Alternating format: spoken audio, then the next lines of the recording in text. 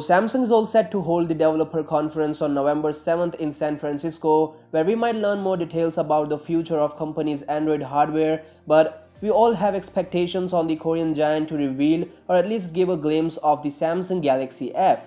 It all started with a bunch of rumors, some official statements, and now a teaser posted by Samsung on their Twitter saying the crossroads between the present and the future. Samsung Developer Conference is where you'll meet the knowledge needed to stay on tech's cutting edge.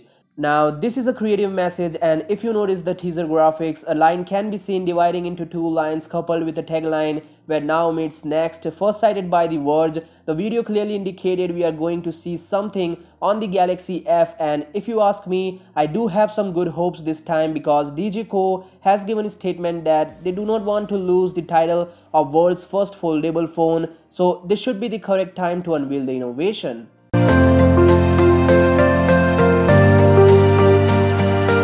Well, after that, Lee Huabin, an analyst for HIS Analysts, revealed that Samsung Galaxy F will arrive at CES show early next year, and according to him, the first shipments should be around 500,000 units. This is basically because the device will be freaking expensive at around $2,000. Additionally, the company needs to achieve target sales because they have occurred losses due to poor sales of Galaxy S9 and Note 9, and this may work as a trigger for Samsung to supply more and more innovative products next year. So yeah, there's a lot going on with the mobile market, and let me know your thoughts about this in the comments down below. I'll see you guys tomorrow in my next video. Till then, peace out.